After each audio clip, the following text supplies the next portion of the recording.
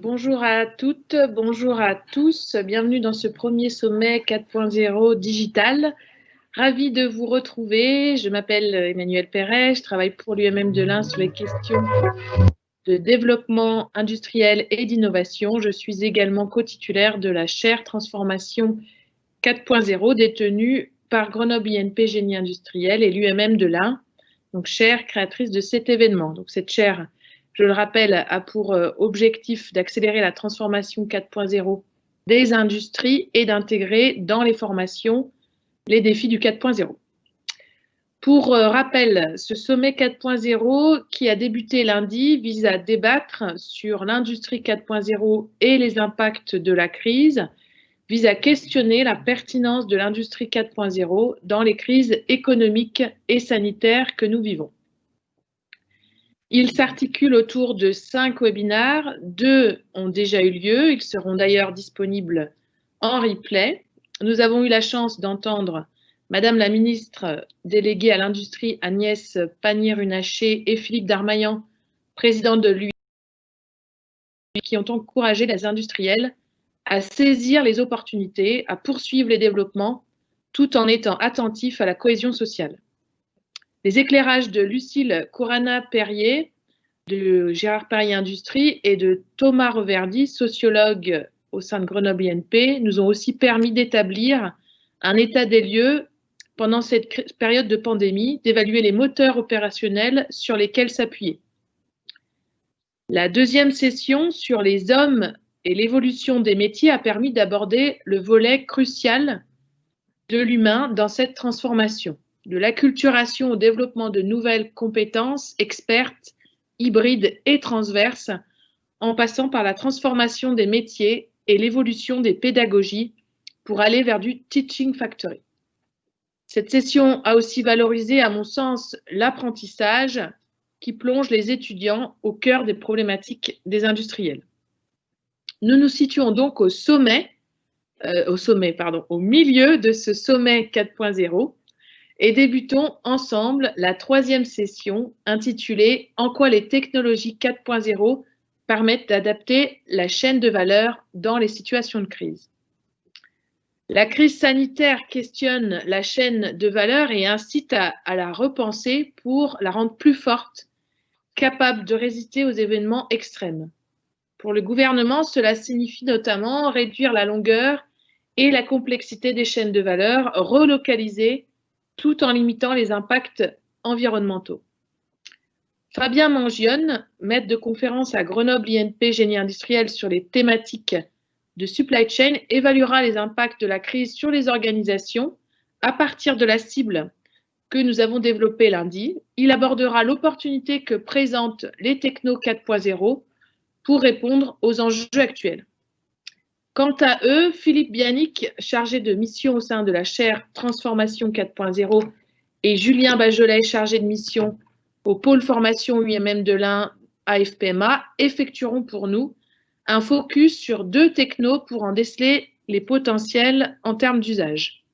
Donc les IoT d'une part, comme outil de pilotage par la donnée temps réel, et la fabrication additive d'autre part. Christophe Jacquemet, PDG du groupe Jacquemet, partagera avec nous son retour terrain sur la manière dont un groupe de PME déploie les technos 4.0 et adapte sa chaîne de valeur, que ce soit en temps de crise ou en continu. Petit rappel pratique, donc nous sommes ensemble jusqu'à 18 h. Pour les interventions, donc nous diffusons des préenregistrements puis ensuite des échanges en direct. Vous pouvez interagir soit à l'occasion des enregistrements, donc via le chat, ou au moment des temps questions-réponses. Donc avant tout, je vous propose d'ouvrir cette troisième session avec Jean Deguerry, président du département de l'Ain, puis de poursuivre avec Fabien sur l'impact de la crise sur la chaîne de valeur.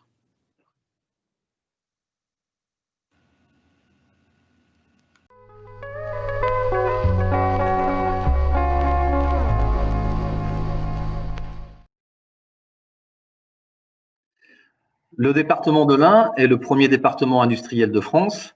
Je me réjouis donc de cette initiative d'un forum 4.0.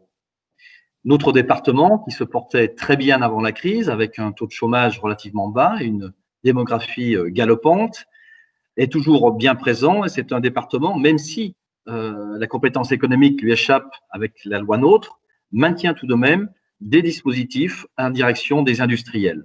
À savoir, le premier, l'aide à l'immobilier d'entreprise que nous portons avec les communautés de communes et d'agglomération pour accompagner les entreprises dans leurs projets d'agrandissement ou de construction de locaux, mais également le label Origina que nous avons créé au mois de janvier 2019 et qui aujourd'hui concerne plus de 230 entreprises de notre département.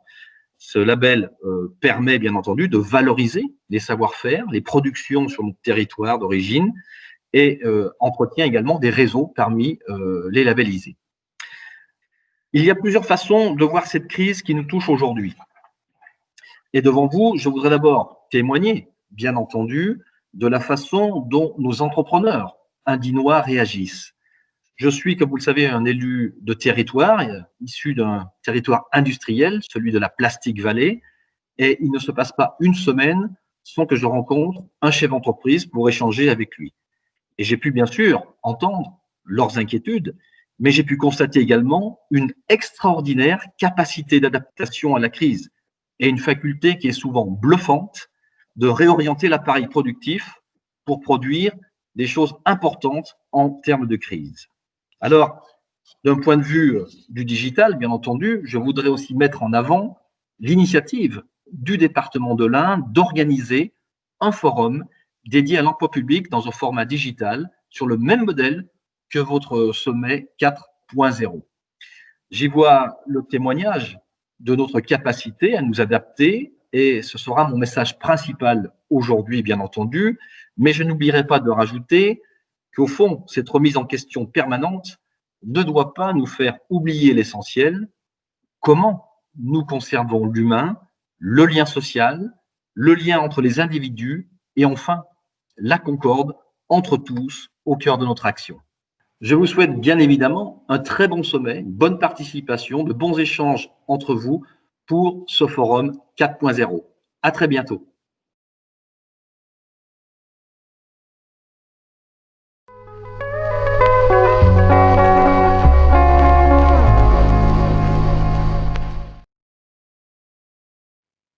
Bonjour, bienvenue dans ce webinaire sur l'industrie 4.0, proposé dans le cadre de la chaire portée par Grenoble INP et l'UEMM de l'Ain. Je suis Fabien Mongione et je suis enseignant-chercheur au sein de Grenoble INP. L'objet de cette vidéo est de vous présenter comment les technologies dites de l'industrie 4.0 ou de l'industrie du futur permettent, en temps de crise, d'adapter sa chaîne de valeur. Pour cela, je m'appuierai sur les recherches scientifiques publiées à l'heure actuelle, même si beaucoup vont encore paraître durant les prochaines semaines et mois pour nous amener des éléments nouveaux. Si l'on reprend le modèle des activités précédemment présentées dans le cadre de ces webinaires, la crise due à la Covid-19 a impacté l'ensemble des activités.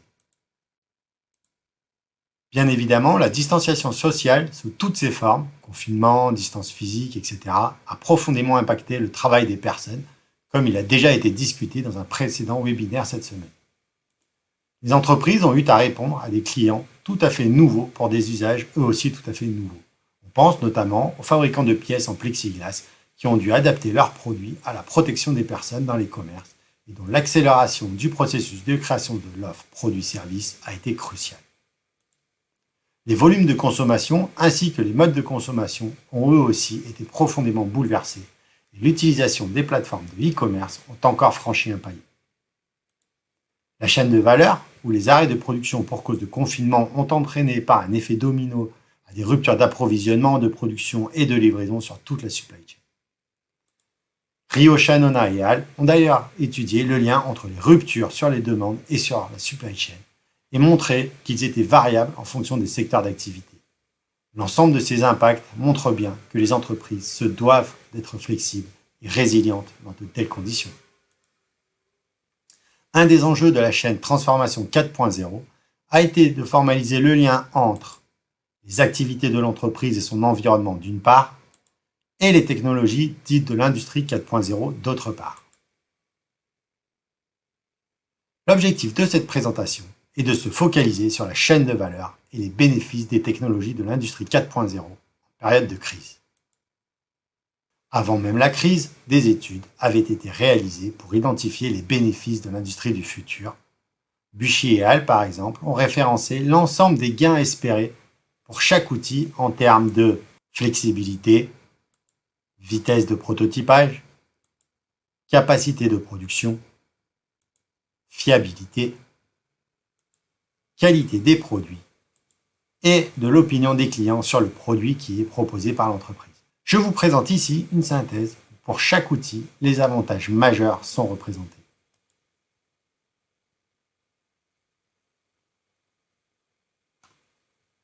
La robotique avancée et autonome devrait permettre notamment de gagner en flexibilité dans la production et la logistique, ainsi qu'en capacité de production et en fiabilité des équipements.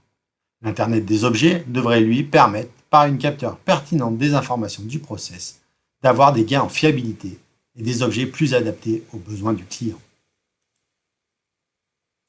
Massoud et Sontag ont montré, après avoir interviewé 271 PME du Royaume-Uni, que la taille de l'entreprise, en termes de nombre de salariés, chiffre d'affaires et volume de production, avait un impact sur les bénéfices attendus, que sont l'avantage compétitif, la qualité, les coûts d'opération, l'excellence opérationnelle et la flexibilité.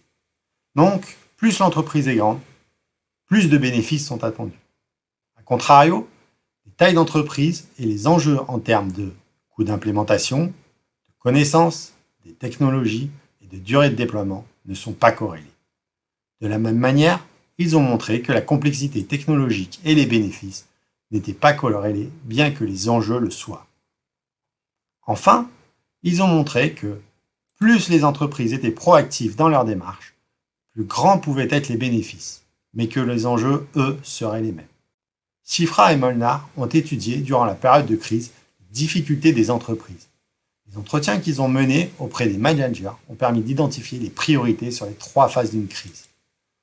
La survie, pendant la crise elle-même, la reprise en sortie de crise et les transformations du travail durant la période post-crise.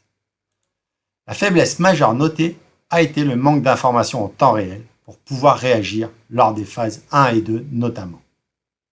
C'est avec cet objectif de continuité de l'activité durant les 3 phases que l'industrie 4.0 est proposée comme outil de pilotage à distance dans des conditions incertaines. Kurana et al. Ont travaillé avec des experts industriels et un ensemble d'entreprises pour définir quels étaient les facteurs impactants pour la gestion d'une telle crise. 9 suivants ont été proposés. On s'aperçoit encore que l'information et la supply chain sont fondamentales pour de telles situations. Là encore, les moyens de communication proposés par l'industrie 4.0 sont présentés comme une opportunité dans la gestion de crise. Ivanov et Dolgy ont d'ailleurs présenté un modèle de jumeau numérique avec des outils s'appuyant sur le big data pour permettre la résilience de la supply chain pour la gestion de crise dans les phases de survie et de reprise. Ainsi, on s'aperçoit que l'ensemble des outils traditionnellement identifiés comme 4.0 vont permettre d'obtenir une partie des caractéristiques nécessaires en temps de crise.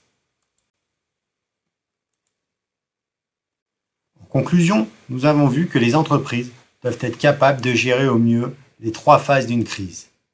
La survie, en maintenant l'activité, la reprise, en revenant à un fonctionnement stable le plus rapidement possible, et le renouveau pour proposer un fonctionnement pérenne. Dans ces 3 phases, la gouvernance a certes un rôle primordial, mais l'information doit aussi être maîtrisée. L'industrie du futur est donc une des solutions envisagées pouvant permettre de traverser au mieux ces moments cruciaux, en permettant aux managers notamment d'avoir le plus d'informations justes en temps réel pour prendre les décisions les plus adéquates. Je vous remercie pour votre écoute et je répondrai avec plaisir aux questions que cette présentation aura suscitées. Au revoir. Merci Fabien pour cette présentation. Donc effectivement aujourd'hui on parle de la chaîne de valeur. Ça amène une question puisqu'avant le Covid on parlait d'explosion de la chaîne de valeur où il fallait modulariser, il fallait externaliser. Est-ce que finalement ce concept aujourd'hui, à ce qu'on entend aussi aux annonces du gouvernement, est has-been? Bonsoir et merci Emmanuel pour cette question. Effectivement, depuis les années 90, il y a une stratégie qui a été largement dictée par le facteur coût et notamment le facteur coût de la main-d'œuvre. Et donc, on était dans une internationalisation de la supply chain pour notamment les produits à faible valeur ajoutée. La difficulté, c'est qu'on s'aperçoit maintenant qu'en temps de crise, le manque en produits à faible valeur ajoutée devient critique. Et donc, il est nécessaire de les obtenir vite et avec une supply chain internationale, avec des temps de distance et des contraintes comme période de crise, il devient compliqué de répondre vite. Et donc, on peut penser naturellement à relocaliser, à réimplanter la production au niveau local, en Europe, voire en France. Mais la difficulté est que depuis ces 20 dernières années, les compétences sont parties ailleurs, les fournisseurs sont partis ailleurs et toute la supply chain n'est plus forcément tout le temps disponible ici. Donc c'est une solution, elle va être longue, elle va être coûteuse, mais pourquoi pas, de toute façon, c'est une des opportunités qui s'offrent en nous pour le milieu industriel français.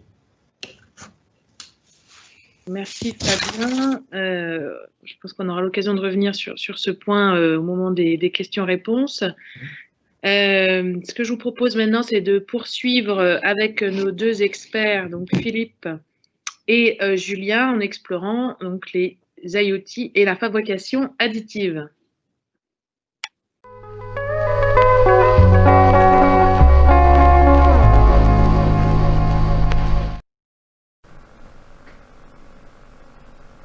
Bonjour et bienvenue.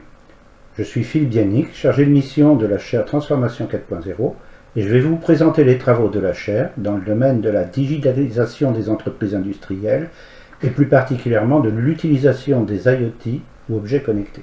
Dans un premier temps, nous verrons ce qu'est un IoT ou plus particulièrement un IIoT, Industrial Internet of Things. Pourquoi cette technologie est-elle une technologie clé et quels sont les grands domaines d'application pour l'industrie? Dans un deuxième temps, nous examinerons l'impact de ces technologies en utilisant le modèle de transformation 4.0 établi par la chaire et que vous avez pu détailler dans les exposés précédents. Puis, nous regarderons l'ensemble des outils IoT réalisés par la chaire. Dans un troisième temps, nous tenterons de répondre à la question « Quel usage pour les technologies des objets connectés dans un contexte de crise ?» Ces travaux sur les IoT ont été réalisés dans le cadre de l'exploration des briques technologiques, qui est l'une des activités de la chaire, en partenariat avec les industriels. L'objectif de ces travaux est double: découvrir le potentiel de la technologie et l'implémenter dans des applications liées à la production d'entreprises d'une part, et d'autre part, utiliser ces résultats pour les intégrer dans les formations sous forme de travaux pratiques ou d'études de cas. Pour que mon propos soit clair, quand on parle d'IoT ou d'IIoT, de quoi parle-t-on? Au sens strict, d'objets connectés à Internet. Mais dans les applications industrielles, la connexion à Internet n'est qu'une option et correspond en fait à un type d'infrastructure. On préférera alors parler d'objets communicants et un électronicien précisera qu'il s'agit en réalité de capteurs associés à une carte électronique embarquée communicant. Chacun de ces moyens de connexion sont associés à des protocoles réseau. On peut citer par exemple le protocole MQTT, open source, développé à l'origine par IBM pour la surveillance d'un oléoduc dans le désert par satellite. Pourquoi cette technologie est-elle clé?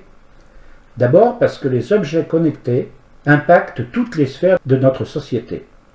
Administration, collectivité, entreprise, consommateurs individuels. Mais également tous les secteurs d'activité, loisirs, culture, énergie, mobilité, numérique, environnement, habitat, santé, bien-être, sécurité, alimentation et industrie. Et j'en oublie certainement. Ils devraient se développer fortement dans les 5 prochaines années. D'une part, l'universalité des applications de l'IoT et donc les volumes ont amené les fabricants de composants à fondre des microcontrôleurs spécialisés dont les prix sont devenus dérisoires. D'autre part, en se connectant, les objets connectés génèrent des informations qui augmentent leur valeur intrinsèque. Ils participent au développement de l'économie servicielle en ouvrant de nouvelles possibilités de services innovants, faciliteurs du quotidien. Par conséquent, aujourd'hui, une très faible augmentation du prix de revient du produit lui apporte une valeur en lui donnant des possibilités de services complémentaires. Son développement rapide est donc inexorable.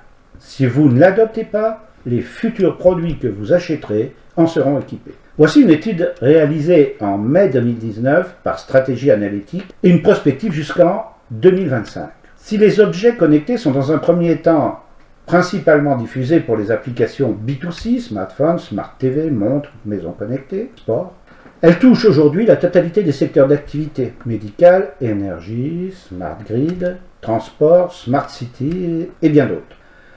Alors que les objets connectés B2C s'essoufflent et maintiennent leur progression grâce aux habitats connectés, les objets B2B affichent dans les prochaines années une progression constante.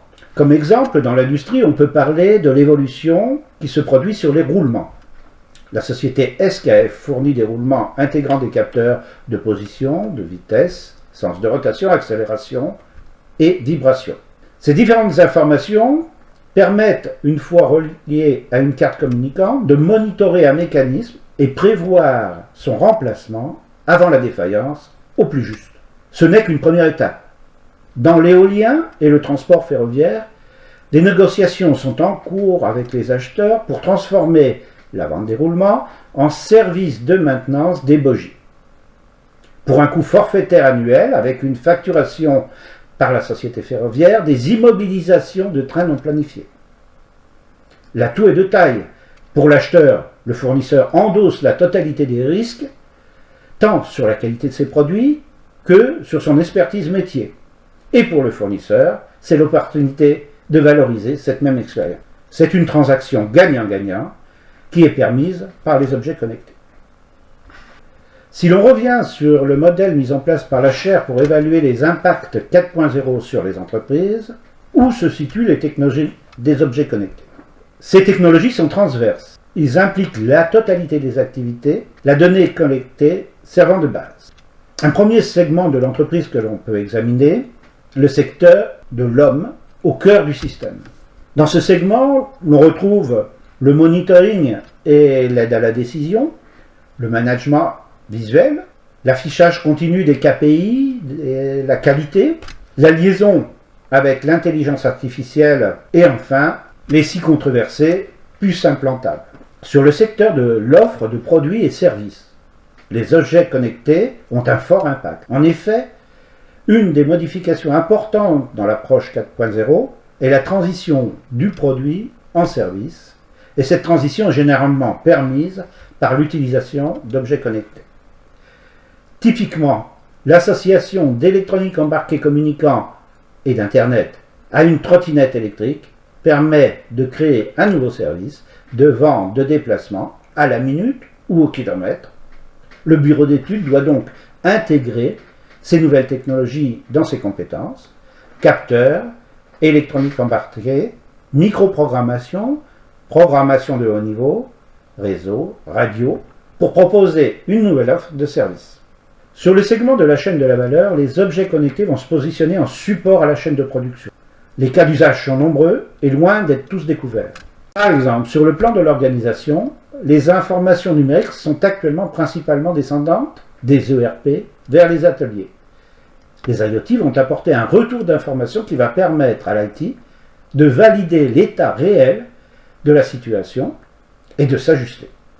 Par exemple, pour la planification ou pour la gestion des encours et des approvisionnements.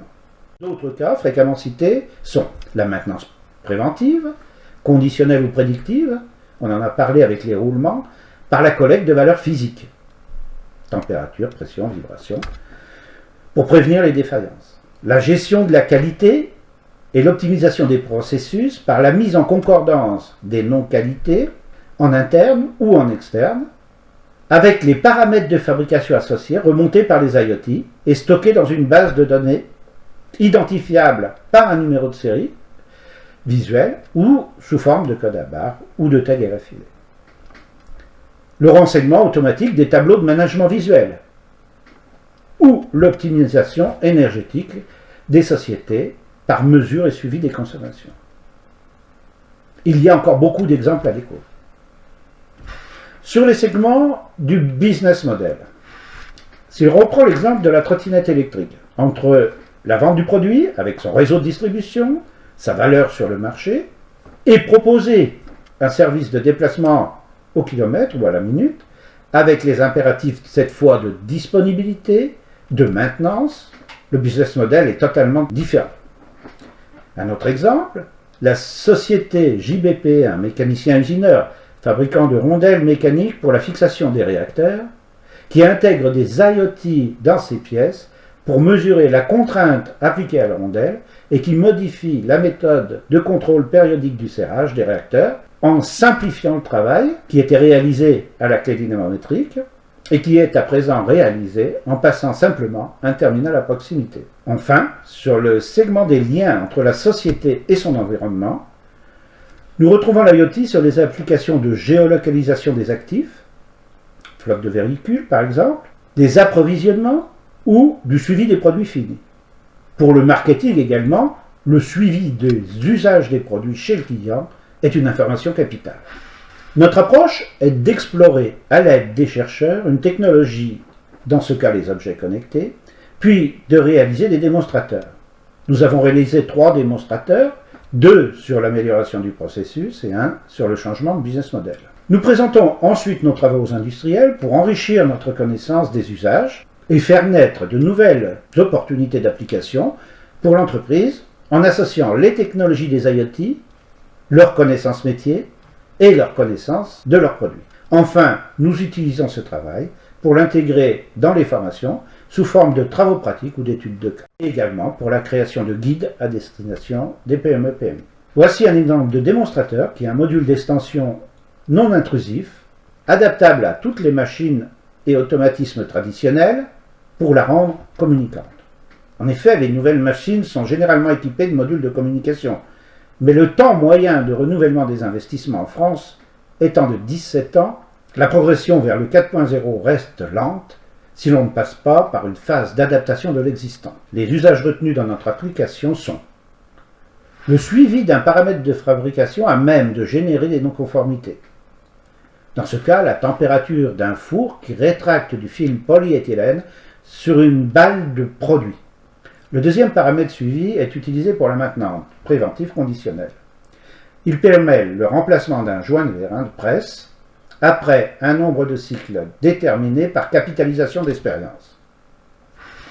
Le troisième réalise l'envoi d'une demande de réassort par email lorsque le rouleau de polyéthylène qui alimente le four est à 15% de sa capacité. Toujours en recherche d'adéquation avec la demande ou en tentant de la précéder, les organisations sont certes contraintes à se transformer en permanence, à leur rythme, en suivant un modèle établi par l'expérience et la connaissance métier. La crise du Covid est venue perturber ce type de fonctionnement en pulvérisant le rythme des transformations, en modifiant du jour au lendemain l'environnement et les règles de fonctionnement habituelles. La chaîne d'approvisionnement mondiale a connu un niveau de perturbation sans précédent, fermeture des frontières, arrêt du transport aérien. La donne sectorielle a totalement été rebattue, pour exemple l'industrie aéronautique, l'événementiel, qui a vu disparaître 80% de leur activité, ou à l'inverse, pour l'industrie médicale des respirateurs, des consommables médicaux, qui ont vu leur marché exploser sans pouvoir suivre la demande par faute d'approvisionnement ou d'adaptation de l'outil de production. La donne financière a également été modifiée en transférant des charges et une part de la masse salariale du revenu de l'activité vers une prise en charge de la collectivité et des apports en trésorerie par endettement. Mais aussi une nouvelle donne sociale où les salariés restés actifs le sont restés à domicile. Dans ce contexte, il paraît impossible de parler de l'industrie 4.0 comme avant la crise. Avant la crise, le 4.0 se présentait comme la méthode pour acquérir un avantage concurrentiel réduction de coûts, productivité, durabilité des actifs, avec pour l'objectif d'améliorer le fonctionnement des entreprises qui possèdent déjà une organisation optimisée. L'objectif a totalement changé. Les entreprises se sont retrouvées en position de faiblesse avec une organisation qui, à minima temporairement, ne correspond plus à l'environnement. Elles doivent donc s'adapter pour survivre à cette nouvelle donne. Dans ce contexte, les préoccupations sont différentes. Elles passent d'un changement incrémental orienté vers l'optimisation à une posture de réaction la plus dynamique possible face à des événements peu prévisibles. Détournement de camions pour s'approvisionner, surstock pour éviter les risques de rupture, surproduction pour éviter la rupture envers ses clients. Bien sûr, les technologies du 4.0 ne seront pas utilisables directement dans ce nouveau contexte. Le big data ou certains types d'IA ne sont pas des outils adaptés pour apporter des réponses à une situation aussi mouvante. Par contre, les technologies 4.0 de l'information en temps réel apportent la seule donnée sur laquelle se baser pour prendre des décisions étayées sur des données tangibles. Il est alors logique de concevoir que lors de variations aussi rapides de contexte, la data temps réel et les IoT puissent jouer un rôle primordial en donnant la capacité aux décisionnaires de faire des choix éclairés en réaction aux informations instantanément disponibles. Les IoT contribuent à alimenter des données instantanées sur la production, l'état de la chaîne logistique interne et externe, mais peut aussi constituer un capteur marketing qui donne des informations sur l'évolution des usages, tout en apportant des services qui eux-mêmes peuvent être à grande valeur ajoutée pour l'utilisateur en cas de crise. La disponibilité des informations est alors un atout majeur. Elles permettent une prise en main du pilotage en mode dégradé. La crise de la Covid, bien loin de reléguer les technologies et pratiques du 4.0 au second plan, démontre que la souplesse du système d'information doit permettre un fonctionnement en mode dégradé pour conserver la vision globale de l'organisation, multisite, sites partenaires, clients, fournisseurs et de leurs opérateurs logistiques. En conclusion, les objets connectés ouvrent aux industriels des perspectives immenses pour optimiser leurs outils de production dans tous les segments de l'organisation. D'un autre côté, c'est un formidable levier de croissance, car en se connectant pour un très faible coût, les objets génèrent des informations qui augmentent leur valeur intrinsèque. Enfin, en période de perturbation, même si les modèles ne sont plus utilisables, la donnée brute sur l'environnement est un moyen précieux pour permettre de prendre des décisions éclairées, pour peu qu'il ait été prévu de pouvoir les visualiser. Je vous remercie et j'aurai plaisir à répondre à vos questions lors de la session questions-réponses.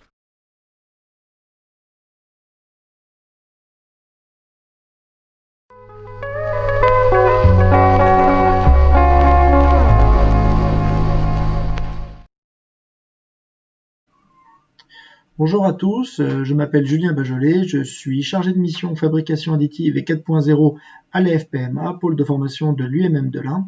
Et dans le cadre de ce sommet 4.0, je vais vous faire une présentation sur la fabrication additive industrielle face à la crise.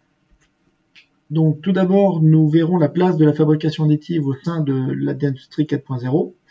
Ensuite, nous verrons quelques avantages de la fabrication additive industrielle. Et ensuite, nous regarderons quelques exemples d'applications de la fabrication additive qui ont été utilisées pendant la crise. Donc tout d'abord, la fabrication additive est l'une des technologies de l'industrie 4.0, mais le plus important, c'est que c'est la seule technologie identifiée comme étant une technologie de production de pièces. La fabrication additive est décomposée en 7 familles, selon une norme ISO. Donc tout d'abord, la première famille de fabrication additive est la fabrication en utilisant des résines thermodurcissables photopolymères sous forme liquide. Donc nous avons un lit de résine liquide que l'on vient exposer soit avec un laser, soit avec de la lumière pour venir polymériser la résine. Ensuite, nous avons la technologie la plus connue qui est finalement l'extrusion de matière, avec peut-être des imprimantes que vous avez chez vous, pour extruder des polymères, des composites ou alors des mélanges plastique et métal. C'est une technologie dont nous disposons à la FPMA. Ensuite, des technologies avec des projections de liants, donc comme une imprimante 2D, finalement, on vient projeter du liant sur un lit de poudre métallique ou polymère, ou également sur du sable. Les technologies de projection de matière, ou multijet ou polyjet, qui nous permettent de projeter des résines thermodures et de réaliser des pièces multicolores ou multimatériaux. Ensuite, toutes les technologies de frittage de poudre, tout d'abord polymère, avec le frittage de poudre par laser, le SLS, ou alors par lumière avec la technologie développée par HP. Ensuite, les technologies de fusion métal, soit par laser, soit par faisceau d'électrons, toujours dans un lit de poudre.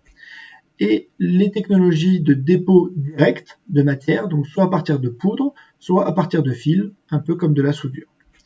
Et pour finir, la dernière famille qui est la stratification d'objets, où l'on vient découper des pièces dans une plaque, puis après les assembler par collage.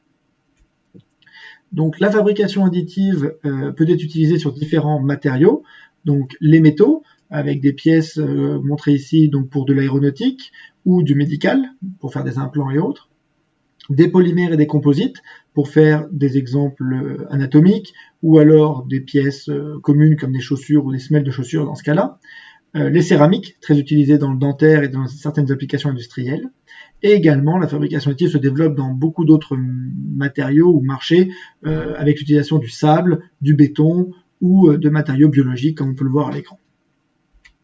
Donc, les avantages de la fabrication additive sont multiples, mais les principaux, on va dire, sont tout d'abord les coûts et les délais. Donc évidemment, toutes les applications ne sont pas compatibles avec la fabrication additive pour avoir des gains de coûts et de délais dans la livraison. Par contre, le fait de ne pas avoir d'outillage et de pouvoir imprimer directement la pièce à partir d'un fichier CAO permet de réduire souvent les délais pour obtenir la première pièce. Malheureusement, la technologie n'est pas aussi productive que d'autres technologies comme l'usinage, le soudage ou le forgeage. Par contre, cela permet vraiment de réduire les coûts des premières pièces. Ensuite, nous avons, grâce à la fabrication additive, des libertés de forme beaucoup plus importantes que les technologies classiques, entre guillemets. Là, on peut voir l'exemple d'une pédale qui est utilisée en Formule 1 avec l'utilisation de structures lattices, donc ces espèces de structures en treillis que l'on peut retrouver en 3D dans la pièce. Et quand on voit ces formes-là, on comprend bien qu'on ne peut pas les réaliser dans d'autres technologies que la fabrication additive. Ensuite, nous avons le gros avantage qui est la customisation, parce qu'en fait, comme nous n'avons pas d'outillage, nous pouvons imprimer les pièces à la suite les unes des autres, sans avoir de changement de production, quel que soit le design ou la forme de la pièce que l'on va la réaliser. Évidemment, dans l'exemple que j'ai mis là, c'est très intéressant pour toute la partie médicale, parce que chaque personne est différente, et donc nous pouvons avoir une pièce différente pour chaque personne, sans avoir de grosses modifications au niveau de la production. Et pour finir, un des points extrêmement intéressants et qui a été très utile pendant la crise, c'était la production locale et à la demande. Donc en fait, le fait de stocker des fichiers 3D et de pouvoir soit les envoyer sur un lieu de production, soit pouvoir les stocker en attendant d'avoir besoin des pièces, plutôt que de produire beaucoup de pièces sans en avoir forcément besoin tout de suite, évidemment c'est un atout indéniable, aussi bien au niveau des coûts que des délais, que de l'impact environnemental.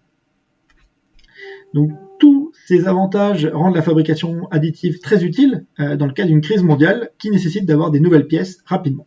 C'est ce que l'on va voir tout de suite.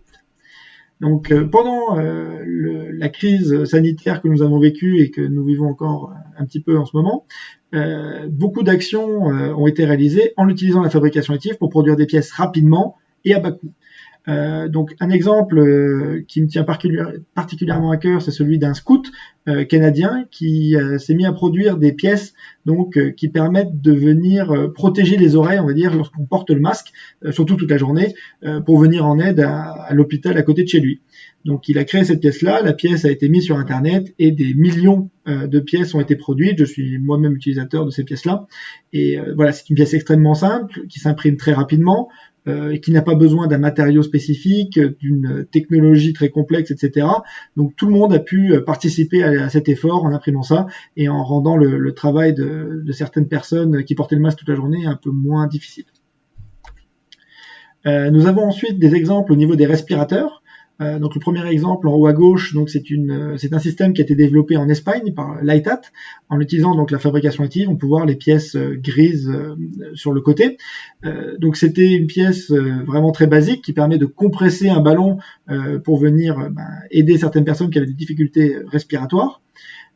Ensuite, nous avons un exemple d'une pièce qui avait été réalisée pour s'adapter sur le masque vendu par Decathlon, là, le masque de plongée. Évidemment, ce n'est pas l'idéal, mais dans le cas de crise qu'on a vécu, ça a permis d'aider plusieurs personnes. Ensuite, il y a eu beaucoup de productions sur des pièces qui sont en fait des venturies qui permettent de réguler le taux d'oxygène lors de l'intubation de certaines personnes, donc de la ventilation. Et ensuite, nous avons eu plusieurs projets mondiaux, évidemment. Et là, la pièce que je montre, c'est un projet français qui s'appelle Maker, sur la réalisation de respirateurs dédiés au Covid. Parce que tous les respirateurs n'étaient pas compatibles avec les problématiques respiratoires du Covid. Et donc, la plupart des pièces qui ont été faites pour ce système ont été faites en fabrication additive et dans des délais extrêmement courts, parce que tout ce que je montre à l'écran, les développements et les réalisations ont été faites parfois en moins d'un mois, voire pour la première pièce qu'on a vue, pour la protection des oreilles, en moins d'une journée. Donc ça, c'était vraiment le point intéressant. Et d'autre part, des projets aussi complexes ont nécessité une collaboration entre beaucoup de personnes. Et cette collaboration a été possible via d'autres outils du 4.0, parce que chaque personne était chez soi, on n'avait plus vraiment le droit de sortir pendant le confinement. Et pour faire ces projets-là, il a fallu se mettre tous en commun pour travailler avec donc de nouveaux outils pour essayer de sortir des pièces le plus rapidement possible. Donc ensuite, bon, la pièce qui a été finalement la plus vue pendant le Covid en fabrication additive, c'était des visières de protection qui ont été imprimées par milliers et par centaines de milliers. Évidemment, il y avait une pénurie dans pas mal de domaines, de marchés, dans les hôpitaux, dans les EHPAD, etc. Donc ça a permis, on va dire, d'améliorer un peu la protection de certaines personnes quand ça a été la crise réelle. Ensuite, il y a eu du développement pour tout ce qui a été le matériel de test, et notamment ce qu'on peut voir à l'écran, donc les écouvillons. Donc la fabrication additive permet de faire des formes, comme on peut le voir ici, extrêmement détaillées, extrêmement fines. Pour rappel, donc ça rentre dans le nez, assez profond d'ailleurs. Et du coup, le fait de les fabriquer en fabrication additive a permis d'aider un petit peu la chaîne de production classique, parce que la supply chain a été complètement dépassée, et en plus les approvisionnements classiques posaient des problèmes, vu que les transports étaient parfois interdits entre les pays. Et du coup, on a pu faire des productions locales de ces équipements-là. Et ensuite, donc, on a vu aussi arriver des accessoires pour limiter les contaminations.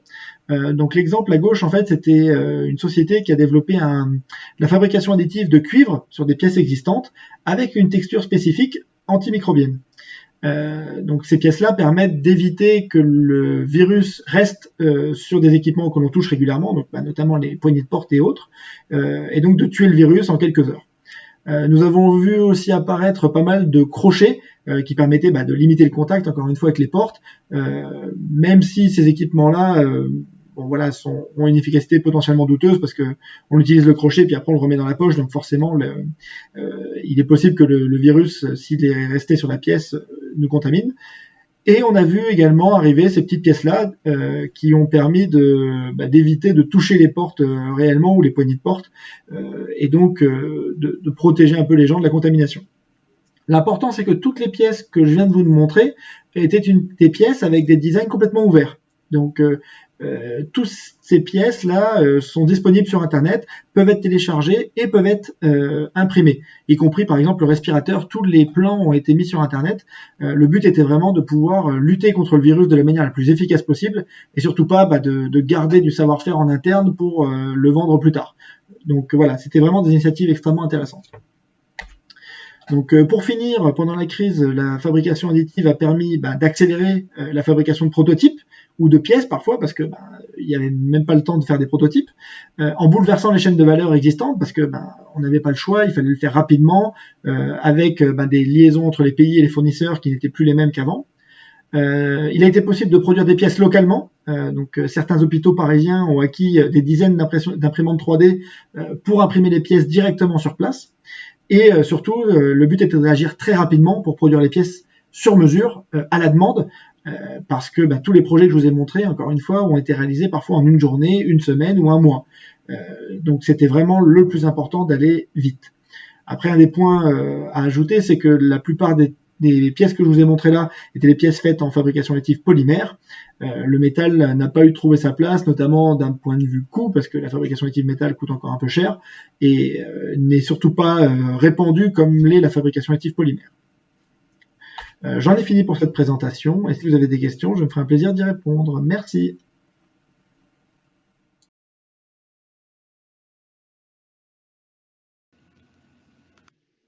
Donc, je remercie Philippe et Julien pour leur témoignage sur deux technos dites 4.0. Je rebondis, on a une question là dans le chat sur donc qui a été posée pendant l'exposé de Philippe sur est-ce que vous pouvez nous aider. Donc aujourd'hui, effectivement, dans le cadre de la chaire, il y a plusieurs manières on peut répondre de plusieurs manières à cette question.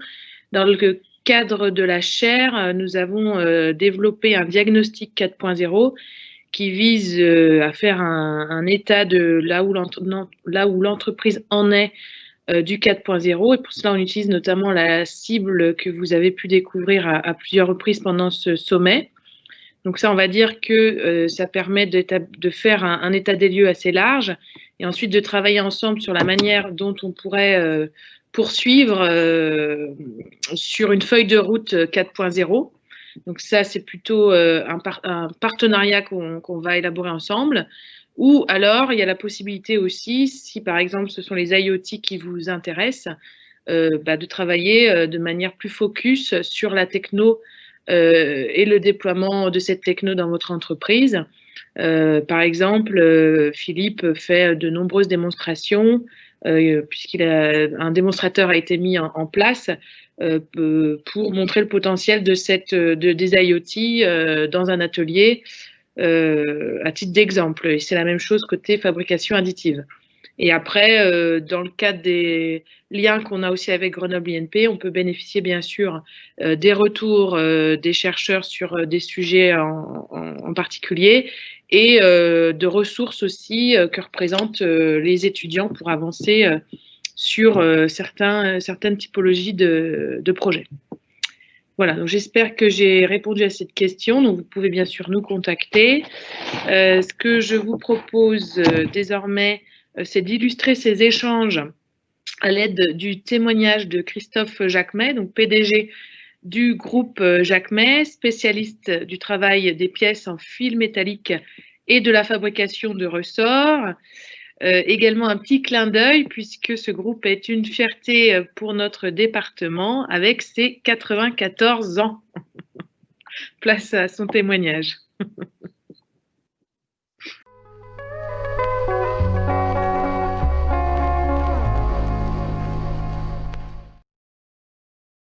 Donc, le groupe Jacquemet fabrique des pièces en fil métallique et des ressorts.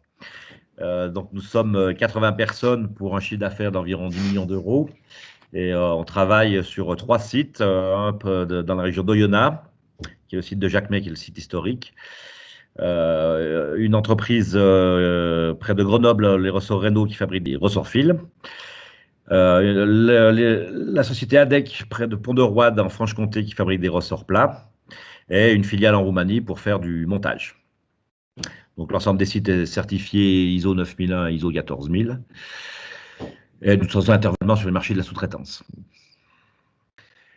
Alors dans la période du Covid, on a eu une première semaine d'arrêt, enfin, quelques jours d'arrêt, le temps de s'organiser et d'intégrer, je dirais, cette mesure qui était très nouvelle pour tout le monde. Ensuite, le fait d'être déjà sur des sites séparés, si vous voulez, a fait qu'on avait déjà beaucoup d'outils numériques. Hein, on a un serveur qui est externalisé dans un data center et on travaillait déjà beaucoup avec Skype et ce genre de réunions. Donc, on a eu une réorganisation sur les personnes qui sont parties en télétravail. Ça, c'est une chose qu'on pratiquait très peu, qu'on a mis en place dans la demi-journée. C'était très, très rapide.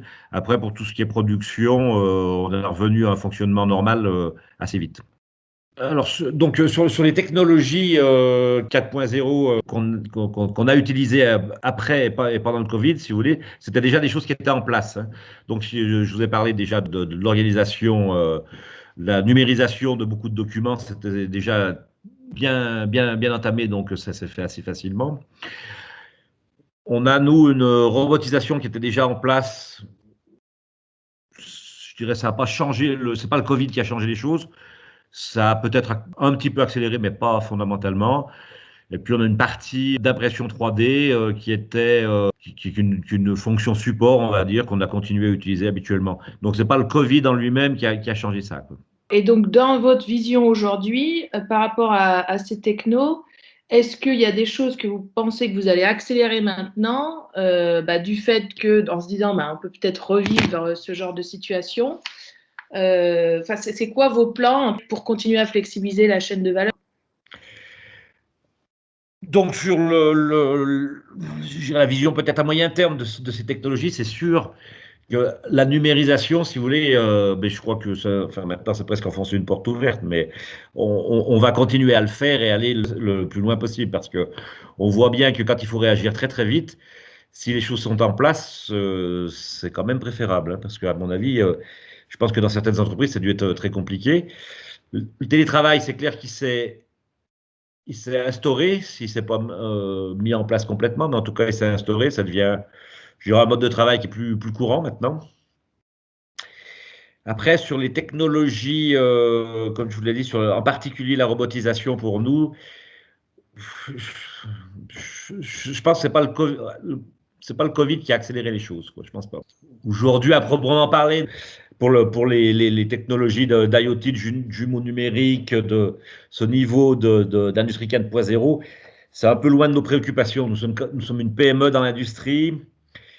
De ce que j'en connais, de ce que j'en ai vu, je suis pas sûr qu'on ait un retour dès aujourd'hui. C'est intellectuellement brillant. L'application dans les PME, moi, je l'ai pas vu encore sur ces points-là, sur ces niveaux-là. Par contre, si on parle de la robotisation, qui est, à mon sens, une technologie 4.0, et en particulier des cobots, là, oui, on va continuer et ça, on va l'accélérer. Mais je vous le redis, c'est pas le Covid qui a fait ça, c'est plus le fait d'avoir introduit ce genre de technologie dans nos ateliers qui fait qu'aujourd'hui, on redevient compétitif sur certains marchés et puis on regagne également des capacités de production et on arrive à baisser les délais, quoi. Alors, est-ce que la pandémie nous a mis sur des voies nouvelles? Alors, moi, j'ai beaucoup entendu, il y aura un monde avant, il y aura un monde après, quoi. Alors, il y a effectivement, on est toujours là, donc il y a un monde après le Covid, on n'est pas tous morts, c'est déjà une bonne nouvelle.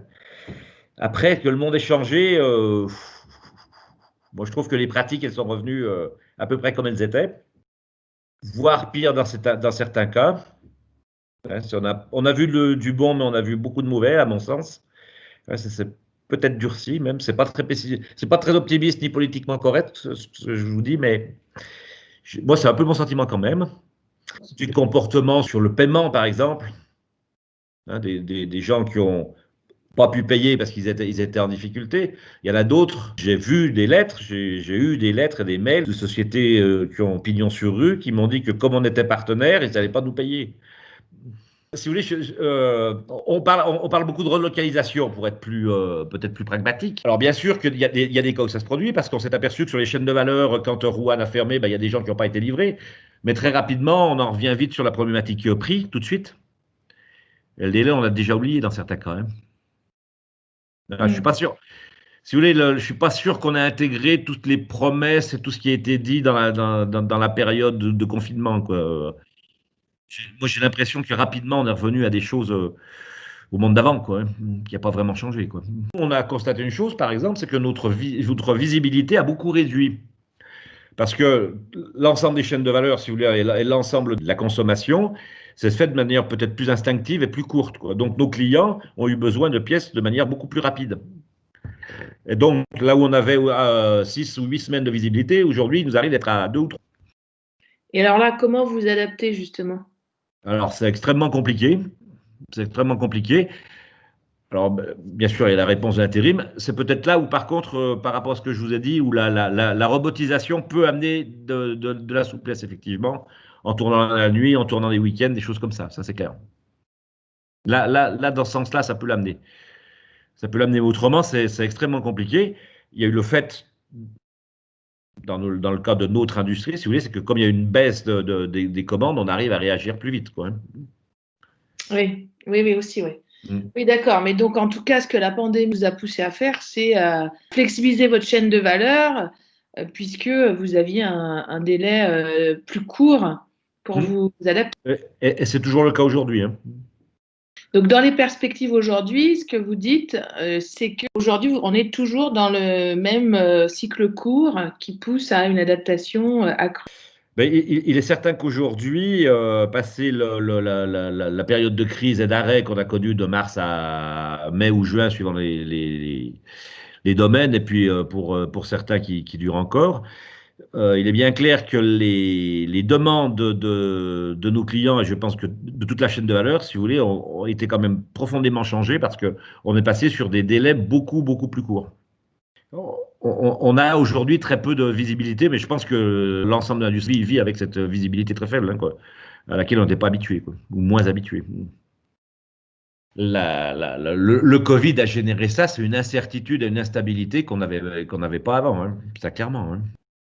Et aujourd'hui, avec les annonces qu'on vit encore cette semaine, hein, je pense que ça amplifie encore ça. Là. Je prends un exemple de gens qui font la vaisselle jetable, alors en carton aujourd'hui. J'imagine qu'avec les restaurants qui ferment et les snacks qui ferment, ça va être terrible. Hein. Dans la cosmétique, je crois que il y a 50% des ventes de cosmétiques qui se faisaient dans les aéroports, donc c'est clair que le marché n'est pas reparti. Donc il y a forcément des baisses de production. Et à mon avis, pour les 50% qui restent, ça se fait avec des délais beaucoup plus courts qu'avant. Hein.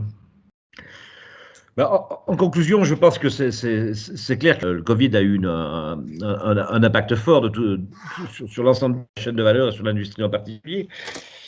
L'avenir, alors, si vous voulez, on est rentré dans une période, je pense, de trouble avec des opportunités, mais ça va être quand même compliqué d'adapter les chaînes de valeur et j'allais dire, de survivre, c'est peut-être pas le bon terme, mais de s'en sortir dans ce monde-là. Pour reformuler les choses, si vous voulez, c'est qu'on nous a promis un monde d'avant qui était difficile, un monde d'après qui serait formidable. Je ne l'ai encore pas vu, ce monde d'après. Hein. Merci donc, Monsieur Jacquemet, pour ce témoignage. Alors, on a plusieurs questions dans le chat. Au préalable, je ne sais pas si vous avez pu le remarquer ou le deviner, mais la vidéo de Christophe Jacquemet a été tournée avant donc, le reconfinement, donc il y a 3 semaines. Aussi, voilà, Monsieur Jacquemet, est-ce que vous souhaitez apporter des compléments à votre témoignage ou souligner des points qui auraient pu évoluer depuis? Je vous cède la parole. Pour amener une touche d'optimisme peut-être par rapport à ce discours qui est un petit peu plus pessimiste, c'est déjà recadrer peut-être replacer cette première crise dans son contexte. Et pour les chefs d'entreprise de PME en particulier, je pense qu'il y a une responsabilité qui a été très très lourde, qui a été peu partagée, mais cette obligation, si vous voulez, de protéger tout le monde dans un contexte où on ne savait pas comment le faire, ni avec quels moyens le faire, ça a été très très lourd à porter. Quoi. Et il y a eu un corollaire à ce poids, si vous voulez, c'est que en face de ça, on a eu une légèreté de certains acteurs économiques. Alors légèreté s'entend, comment dire, voire inconscience peut-être, qui a fait que ça a généré des situations très très tendues. Je dois dire que ça ne s'est pas reproduit une deuxième fois avec le deuxième confinement parce que je pense que tout le monde s'y est habitué et du coup, ça a été bien différent. Après, il y a eu des choses, par contre, très, très optimistes, on va dire, c'est qu'on s'est aperçu que, comme sur les délais de fabrication qui se sont raccourcis, on a eu la même chose sur les délais de nouveaux projets et on a de nouveaux projets qui sont arrivés, quoi, clairement. Donc, c'est vrai que dans un contexte très mouvant, eh bien, il y a des choses qui sont produites et qui ne se produisaient pas avant. Et, alors, je ne sais pas si c'est par par des procédures qui étaient trop lourdes et qui se sont allégées du fait du Covid, mais en tout cas, ça s'est produit.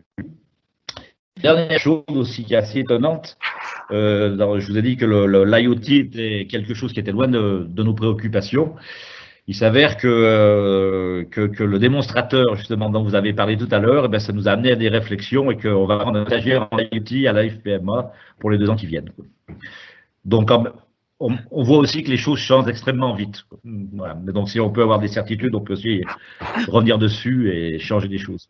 En tout cas, on vous remercie beaucoup, Christophe Jacquemet, pour la sincérité de vos propos et l'authenticité de votre témoignage, parce que ça nous permet de toucher du doigt les difficultés auxquelles les industriels sont confrontés et aussi les moments difficiles auxquels vous avez dû faire face et vous continuez à traverser encore. Donc, merci en tout cas pour ça. Je propose de prendre les questions. Alors, on a plusieurs questions dans le chat. Peut-être, alors je commence pas dans l'ordre, mais par la dernière.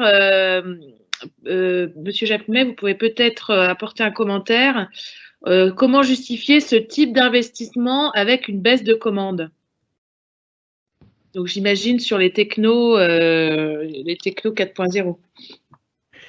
Alors, je pense que il faut bien distinguer si vous voulez, ce type d'investissement, parce que si on parle, on peut en distinguer deux que je connais bien pour les avoir pratiqués. D'une part, l'impression 3D. Une machine d'impression 3D plastique, ça vaut 1 500 €.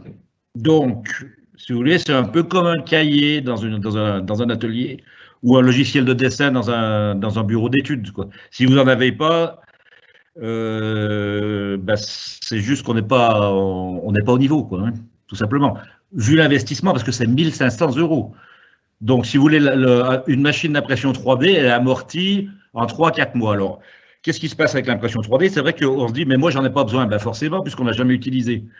Donc, on n'en a pas besoin, mais c'est comme un ordinateur. Tant qu'on ne l'a pas utilisé, on n'en a pas besoin. Et donc, si vous voulez, si on parle de l'impression 3D en tant que technologie, c'est rien du tout, celle-ci. Alors, vous allez faire au départ beaucoup de coques de téléphone et de figurines d'Heroic Fantasy, puis au bout d'un moment, tout le monde va comprendre et on va faire des choses plus intéressantes.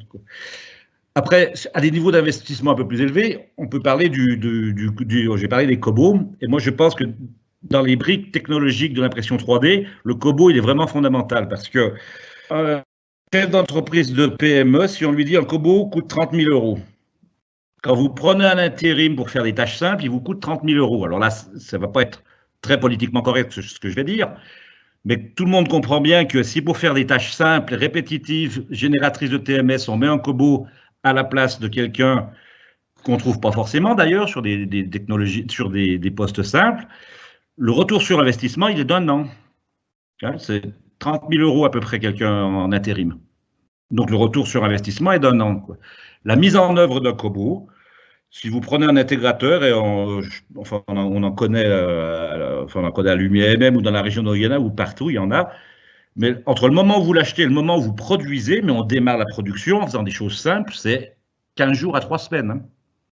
C'est pas plus que ça. Donc, si vous voulez, je crois qu'il faut démystifier aussi ces investissements-là, parce que quand on parle robot, on pense tout de suite à des chaînes de production automobile, très complexes, très chères, mais dans les PME, c'est pas ça. Mais il existe sur Internet, vous irez voir sur les robots universels en particulier, sur un tour classique. Le robot, qu'est-ce qu'il fait? Il charge la pièce, il ouvre la porte. Enfin, il prend la pièce, il ouvre la porte, il charge la pièce, il referme la porte, il appuie sur le bouton, il attend que ça se fasse, et il reprend la pièce, il la range. Pour justifier en période de crise un investissement comme ça, si vous voulez, c'est que le soir, quand vous partez de votre atelier, votre tour, il ne tourne pas. Si vous mettez le robot, il produit toute la nuit. Alors, il va produire lentement, mais il va produire toute la nuit. Donc, je pense que, si vous voulez, après, quand on parle de jumeaux numériques, de RP, de MES, etc., c'est autre chose, parce que là, on est dans d'autres investissements. Mais au départ, si vous voulez, moi, je pense qu'il existe des choses simples et qu'il faut faire très, très simple au départ, par contre. Surtout pas rater le premier pas. Ok, donc j'espère qu'on a répondu à la question d'Ibrahim. En tout cas, si ce n'est pas le cas, n'hésitez pas à préciser vos questions. Je pense également qu'on a pu répondre à la question de Cathy. On avait aussi une autre question sur l'impression 3D et notamment l'utilisation pour de la grande production réelle. Est-ce possible? Donc, Julien, j'imagine que tu veux répondre. Oui, tout à fait. Merci Emmanuel et merci pour la question. Alors, actuellement, la fabrication additive se développe au-delà du prototypage. Alors, j'ai cité les applications médicales. Il y a des entreprises qui sont construites, qui ne fabriquent que des pièces médicales, je pense notamment aux dentaires, avec des productions en série. Donc, évidemment, dans le cadre du médical, les productions série se retrouvent à être des productions unitaires multipliées par le nombre de patients, mais ça reste des productions en série. On voit arriver des technologies comme le binder jet ou comme le frittage de poudre rapide, polymère, qui permettent de produire des pièces extrêmement rapidement, avec des productivités proches de ce qu'on avait lorsqu'on faisait de l'injection plastique. Et du coup, on se pose la question de dire, je peux faire des pièces que je ne pouvais pas faire avant, avec un design particulier, ce que j'ai montré tout à l'heure, avec des coûts raisonnables et avec une possibilité de customisation ou d'adaptation à chaque production. Donc là, ça devient intéressant. Maintenant, après, quand on part en production, il y a deux points qui sont développés par les industriels. Donc, soit ils achètent des très grosses machines avec beaucoup de productivité. Donc là, voilà, il y a des machines qui arrivent maintenant de très grands volumes qui permettent de produire beaucoup de pièces en une seule fois. Et on voit également l'inverse, et je pense que d'ailleurs dans le groupe Jacmé, on retrouve un peu ça, c'est qu'on multiplie des petites imprimantes. Donc l'intérêt d'avoir ces petites imprimantes-là, c'est qu'en fait, on est beaucoup plus flexible, parce qu'on n'a pas un gros job qui va durer plusieurs dizaines d'heures à lancer. Donc on peut lancer plusieurs petits jobs les uns à la suite des autres, donc on est plus flexible. Et en plus, en fonction du nombre d'imprimantes qu'on a, on peut avoir différents matériaux, différentes couleurs en production, et on peut répondre comme ça très rapidement aux demandes. Donc là, on voit émerger ces espèces de fermes d'imprimantes 3D dans beaucoup de technologies, aussi bien plastique que métal, pour venir faire des productions série. Peut-être, Julien, tu peux nous apporter aussi un commentaire. Donc là, le pôle formation de l'UMM de l'Ain, FPMA, a investi dans des technos, fabrication additive méta. Une machine est encore attendue. Donc, est-ce que tu peux nous décrire ces investissements et surtout sur quels critères ils ont été faits et pour quel objectif? Alors, l'objectif premier de la FPMA, c'est la formation, parce que c'est le pôle de formation de l'UMM de l'Ain. Donc, l'objectif, c'est d'avoir les technologies en interne pour pouvoir former les gens par l'exemple, former sur toute la chaîne de valeur. Donc, là-dessus, je vous invite à vous connecter au webinaire de vendredi à 11 h pour voir un peu plus en détail, on va dire, cette fameuse nouvelle chaîne de valeur. Mais en tout cas, les grands blocs sont la partie conception, la partie fabrication en elle-même, donc les opérateurs, parce qu'actuellement, beaucoup de personnes qui utilisent des machines d'impression 3D, c'est des ingénieurs et des docteurs. Et les taux horaires dans l'industrie ne fonctionnent pas comme ça. Et après, on va aussi avoir tout ce qui va être post-traitement, les finitions, l'usinage, la reprise des pièces et le contrôle, pour s'assurer que les pièces sont bonnes. On ne fait pas voler une pièce sans avoir un contrôle derrière. Donc le but, c'est vraiment de former sur l'ensemble de la chaîne de valeur, de montrer par l'exemple, et nos investissements actuels nous permettent de répondre aux différentes problématiques. Donc on avait déjà depuis quelques années des imprimantes dépôt de fil qui étaient utilisées dans des BTS. On vient aujourd'hui de démarrer un partenariat avec Formlabs pour des imprimantes résine.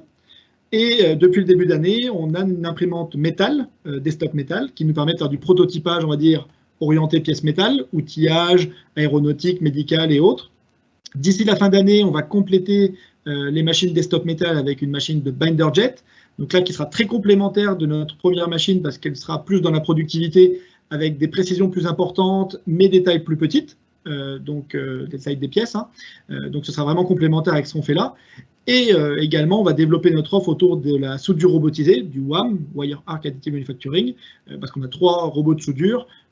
Et en fait, quand on vient superposer les couches de soudure, on fait de la fabrication additive. Donc le but, voilà, c'est d'avoir un panel représentatif de l'industrie qui couvre la majorité des technologies. On n'aura pas toutes les machines en interne, etc. Mais par contre, au travers de nos partenariats, au travers de notre expérience, on serait capable de former de manière impartiale. Ça, c'est le point important. On ne va jamais orienter vers un fabricant ou un autre. Les gens qui voudront tester les technologies, apprendre à les découvrir et éventuellement être accompagné parce que la fabrication additive, c'est une jungle où il y a plein de technologies, plein de fabricants, plein de matériaux, ça évolue toutes les semaines. Donc, ça peut être intéressant d'être accompagné par des experts qui orienteront les choix entre est-ce qu'il faut internaliser. M. Jacquemet disait il y a des imprimantes qui coûtent 1 500 €. Des fois, il y a même des kits à 300 € hein, si on veut. Donc, on peut tout à fait investir là-dedans. Et il y a des machines comme celle surtout la dernière où on a investi, qui valent quelques centaines de milliers d'euros. Et là, c'est tout de suite plus difficile à justifier quand on n'a pas une application qui permet de remplir la machine à 80-90%. Donc là, il faut se poser la question de la sous-traitance aussi, parce qu'il y a des entreprises qui ont déjà investi, qui peuvent aider là-dessus. Donc le but, c'est de faire les bons choix en investissement, en compétences en interne. Ce n'est pas parce qu'on sous-traite nos pièces qu'il ne faut pas savoir concevoir les pièces de manière optimisée. Et à partir de là, de pouvoir aller de l'avant. Merci Julien. J'aurais une question qui pourrait s'adresser, alors sauf si je vérifie dans le chat, qui pourrait s'adresser à vous tous, qui est plus sur la question des... parce que aussi ce qui est d'actu, c'est la question, enfin d'actu depuis longtemps, mais on va dire encore plus portée aujourd'hui par le gouvernement, en tout cas la question de l'impact environnemental. Est-ce que, alors je ne sais pas qui veut débuter, Fabien ou Julien sur ce sujet, et puis avoir un retour terrain de la part de Christophe. Fabien, je te cède la parole. Oui, effectivement, l'impact environnemental est extrêmement médiatisé actuellement. Mais pour l'instant, l'une des grosses parties de l'impact environnemental est liée au transport. Et donc, le sujet de la relocalisation dont on parlait tout à l'heure vient encore accentuer cette volonté, avec là encore les difficultés du marché, c'est-à-dire que certes, les médias en parlent beaucoup, les gens à faire des efforts, mais jusqu'à quel point, jusqu'à quel niveau? Là encore, c'est une critique. Après, les nouvelles technologies, elles vont aussi permettre de continuer les démarches qui étaient lancées auparavant.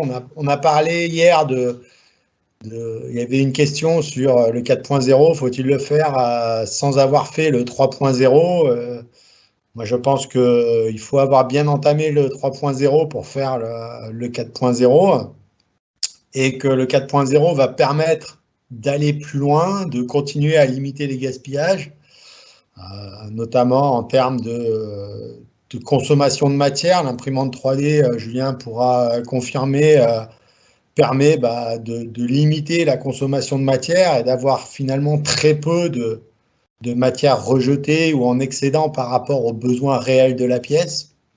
De par la conception déjà, puisqu'on peut concevoir des pièces où il n'y a de la matière que là où il y a des besoins. De par la fabrication qui permet d'injecter de la matière ou de déposer de la matière que là où on en a besoin, sans en enlever et donc sans la recycler. Après, la question environnementale, elle est aussi sur des organisations de supply chain qui peuvent être complètement différentes. Là, on parle beaucoup en ce moment de remanufacturing, de refurbishing et ainsi de suite, qui posent des questions à la fois en termes d'organisation industrielle, d'organisation des process, parce que les process de refurbishment ne sont pas forcément les mêmes que les process traditionnels, et puis encore des questions de volonté des clients. Est-ce qu'on est prêt à avoir des produits dont certaines parties sont refurbishées, remanufacturées? Alors certes, c'est réglementé, mais il y a encore du travail à faire là-dessus. Est-ce que le passage à l'acte va être vraiment fait? C'est une question que moi je me pose encore. Merci Fabien. Julien, tu veux dire 2 mots avant de céder la parole à Christophe? On ne t'entend pas. Je rejoins tout ce qu'a dit Fabien. Il est clair que la fabrication additive intervient sur l'ensemble de la chaîne de valeur, et quand on veut avoir moins d'impact environnemental, on travaille sur les matières au départ, on travaille sur le design pour que la pièce soit plus légère et qu'on utilise moins de matière au départ. L'un des gros intérêts aussi de la fabrication additive, c'est qu'en fait, on crée des pièces net shape ou near net shape, ça veut dire qu'elles sont très proches de l'état final d'utilisation. Donc, quand on va devoir faire une reprise d'usinage éventuellement sur la pièce avant de l'utiliser, on n'aura qu'une reprise superficielle des surfaces fonctionnelles. On n'aura pas à tailler dans un gros bloc de matière, comme on peut le faire par exemple en usinage, où on a des cas en aéronautique où on a 95% de copeaux pour faire notre pièce. Donc là, c'est clair qu'en fabrication additive, on n'est pas du tout à ces niveaux-là. Et en plus, moi, le point que je rejoins beaucoup, c'est sur le transport, c'est sur la production locale. Beaucoup d'industriels, je pense notamment à Renault, parlent du fait d'installer des centres de production locaux, de façon régionale certainement, pour venir produire des pièces en SAV localement, et donc être plus rapide. On n'a pas à produire les pièces, notamment pour Renault, dans des pays de l'Est, on va dire, d'Europe de l'Est. Et les approvisionner et les faire ramener en France derrière. Là, on les produit localement, à la demande, on n'a pas une quantité de stock énorme. Et le gros intérêt, c'est qu'en fait, on stocke de la matière première, donc du filament, de la poudre, plastique, métal, etc. Et à partir de cette poudre ou de cette matière première, on peut faire n'importe quelle pièce, sans outillage. Donc là, vraiment, c'est un gros intérêt parce qu'on ne fait pas du stock pour rien. Merci Julien. Christophe, un commentaire sur le sujet? Alors, je rejoins tout à fait le discours de Fabien Mangeon en particulier, parce que, si vous voulez, je pense qu'il y a une forme de schizophrénie aussi du monde économique, parce que on signe des chartes qualité, des chartes éthiques, des chartes de tas de choses, et puis rapidement, on en revient au prix. Et on va nous parler effectivement d'être éco-responsable, et puis par contre, on est plus cher que les Chinois, quoi. Donc, voilà, très très rapidement, si vous voulez, on revient à des choses en fait qui sont très très terre à terre, quoi. Donc, si vous voulez, je pense qu'il y a encore beaucoup de travail à faire pour être vraiment éco-responsable, quoi. Alors, bien sûr qu'on voit on voit des cas de relocalisation, ça existe, hein, mais après, on pourrait peut-être paraphraser Michel Audiard et dire que il y a des poissons volants, mais ce n'est pas la majorité du genre, hein. Donc, je pense qu'il faut rester quand même très très modeste sur le sujet, à mon avis, hein. Ça viendra, mais bon. Alors, il y a cet aspect. Je trouve cette schizophrénie, si vous voulez, qui est quand même là, quoi. Alors, sur le sujet de la relocalisation, peut-être sur votre exemple dans le cadre de votre groupe, les technos type robot, Kobo, vous permettent aussi, puisque vous avez des sites un petit peu, des sites hors de France, permettent aussi de maintenir une production française. Alors clairement, nous, par rapport à notre site en Roumanie, clairement, il y a des productions qu'on a ramenées en France, ça c'est vrai. C'est tout à fait vrai. C'est vrai que de ce point de vue-là, ça fonctionne, si vous voulez. Mais ça fonctionne dans notre cas, et avec la Roumanie, qui est aujourd'hui, je ne sais pas si c'est encore un pays low cost, je ne suis pas sûr. Ouais. Les coûts ont monté, vous voyez, on est plus sur la démarche d'il y a une vingtaine d'années. Nous, on est parti en Roumanie il y a 20 ans, donc c'était dans un autre contexte, quoi, pour accompagner des donneurs d'ordre à l'époque. Aujourd'hui, je pense que on n'est plus du tout dans la même phase, et en Roumanie aussi, on robotise. Ok. Ce que je vous propose, puisqu'on s'achemine donc vers la fin de notre webinaire, c'est de faire un tour de table de conclusion, en débutant par Fabien, et puis Julien, puis Christophe, avant de terminer ce temps d'échange de cette session 3. Ok. Donc, en conclusion, moi, je pense sincèrement que les technologies du 4.0 vont nous permettre d'être un support à la réimplantation, à la relocalisation, parce que, comme l'a dit M. Jacquemet, effectivement, on a actuellement des systèmes qui peuvent s'implémenter et qui sont de plus en plus flexibles, hein, comme les cobots dont il a été parlé, qui sont en plus maintenant très facilement programmables, c'est-à-dire que c'est terminé l'époque où on faisait du code informatique ou des choses très compliquées en rentrant dans les capteurs ou dans de la programmation avancée pour être capable de piloter tout ça. Maintenant, c'est des interfaces graphiques avec des blocs qui se connectent. On peut faire donc des systèmes qu'on peut exploiter rapidement, qui s'adaptent à des systèmes qui vont permettre de gagner en flexibilité dans notre production, en rapidité de sortie de nouveaux produits, et donc d'aider à accroître notre chaîne de valeur en termes de localisation pour répondre à des demandes bien spécifiques. Julien?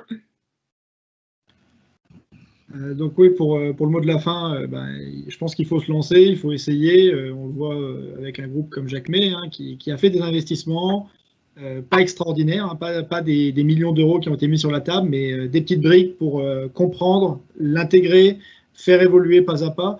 Je vois qu'il y a une question qui vient d'être posée aussi sur les investissements. Est-ce qu'il y a des financements possibles? La réponse est oui, hein. Dans le plan de relance, il y a de la place pour la fabrication additive, pour la relocalisation, etc. Donc, je pense que oui, il y a des aides sur ces choses-là, sur la digitalisation des entreprises, et notamment pour les PME. Donc, il faut saisir tout ça maintenant pour ne pas être dépassé plus tard. Christophe Jacquemet? Voilà, je rejoins tout à fait ce que vient de dire Julien, parce que c'est sûr que il faut se lancer, il faut essayer. Les technologies, ce qu'a dit Fabien Mangeune aussi, elles sont tout à fait abordables par les PME aujourd'hui. Donc, je pense que c'est vital pour les PME de le faire, mais Covid ou pas Covid, c'est il faut y aller, quoi. C'est indispensable. Après, chacun a son rythme. Nous, on a peut-être fait une erreur au départ, on a voulu être trop ambitieux sur certains projets. Il vaut mieux être moins ambitieux, bien faire la première marche, c'est important. Mais ça fonctionne, c'est clair que ça fonctionne, et que je pense que pour les PME, c'est des vrais relais de croissance, et c'est le vrai chemin, parce que si on reste sur des schémas traditionnels, ça va être compliqué, hein, je pense. Alors, dans ce cadre-là, le rapprochement aussi avec les écoles d'ingénieurs est très très important. Nous, on a réussi parce que, justement, on s'est rapproché des écoles d'ingénieurs, on a pris des ingénieurs en projet de fin d'études, ça a tout changé. Et je crois que les PME, elles ont... Alors, on les connaît souvent pas, les écoles d'ingénieurs, on ne sait pas comment les aborder, mais nous, ça a été très, très important, et ça nous a permis de beaucoup grandir. Et on a eu des jeunes qui se sont beaucoup impliqués aussi. Voilà, donc, je pense que les trois briques, si vous voulez, sont importantes. C'est un, la volonté, deux, aller sur les technologies, mais trois, d'avoir les personnes et des jeunes et des écoles, c'est capital. Merci. Voilà. Merci Christophe. C'est plein d'espoir. Donc, je rebondis effectivement aussi sur la question des investissements là, qui est notée dans le chat. L'UMM de l'Ain a mis en place donc un service pour accompagner justement les entreprises à déceler tous les potentiels des aides dont on entend parler actuellement. Donc, il y a des aides pour beaucoup de choses, que ce soit sur le sujet de l'investissement ou même sur des sujets plutôt d'accompagnement. Donc, n'hésitez pas à revenir vers nous, à vous manifester pour qu'on puisse trouver avec vous les réponses qui conviennent à chacun d'entre vous. Donc, pour conclure cette session 3, du point de vue donc, des technologies, le potentiel d'usage est bien présent et les technos 4.0 sont un vrai levier pour accompagner les transformations de l'industrie. Le défi aujourd'hui est grand concernant l'adaptation de la chaîne de la valeur, comme on a pu le voir aujourd'hui avec nos différents experts et intervenants. Merci à eux pour leur éclairage aiguisé, riche. Merci pour les échanges. Merci aux participants de ce webinaire pour leurs questions.